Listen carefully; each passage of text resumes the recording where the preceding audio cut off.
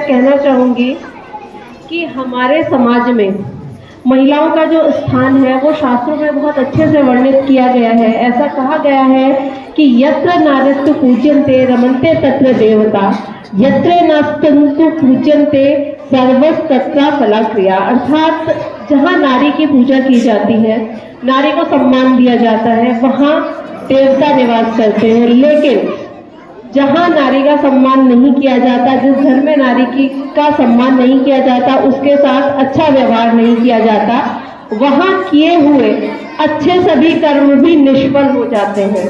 तो ये तो शास्त्रों में हमारे यहाँ नारी की महिमा बताई गई है। और अगर हम बात करें भारत के विकास में नारी की भूमिका की, तो आज तो आधुनिक काल है, मैं बात करूंगी सर्वप्रथम वैदिक काल की। अगर हम अपने वैदिक काल की बात करें तो नारी की स्थिति जितनी सुदृढ़ थी, वो आज की वर्तमान हम कहते हैं कि हम आधुनिक हो गए हैं, हम इस स्थिति में पहुंच गए हैं, लेकिन जो वैदिक काल था उस स्थिति को हम आज भी नहीं छू पाएंगे। वैदिक काल में नारी की स्थिति सबसे अच्छी मानी जाती है। अब तक मैंने जितना इतिहास पढ़ा है उसके आधार पर मैं ये बात कर रही हूँ। अपाला, घोषा, गार्गी ऐसी विदुषी महिलाएं वैदिक काल में हुई हैं जिन्होंने शास्त्रार्थ किए, महिलाओं को पूर्ण अधिकार प्राप्त थे यज्ञों में बैठने के, हर चीज का।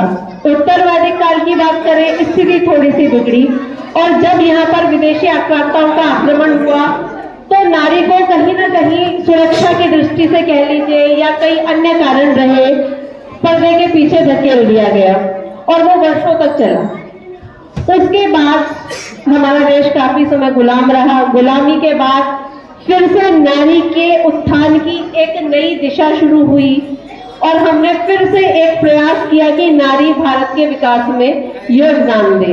ऐसा नहीं है कि नारी का योगदान पीछे नहीं रहा, पीछे नारी हमेशा योगदान करती आई है, लेकिन आधुनिक काल में, अब हम बात करेंगे आधुनिक काल में नारी का क्या क्या योगदान हम भारत के विकास में कर रहे हैं या किया जा सकता है। सर्वप्रथम हम बात करते हैं परिवार की। एक परिवार में नारी की भूमिका सबसे महत्वपूर्ण होती है। बच्चों की परवरिश, अगर हम बात करें सर्वप्रथम बच्चों की परवरिश की, तो अगर हम बच्चों की परवरिश ठीक से कर पाते हैं तो वहीं से प्रथम विकास शुरू हो जाता है।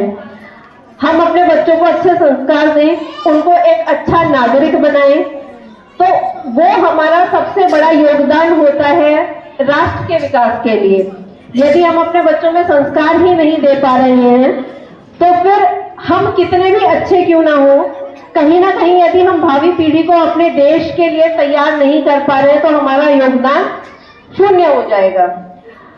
दूसरी बात हम करते हैं संस्कृति और समाज के लिए योगदान।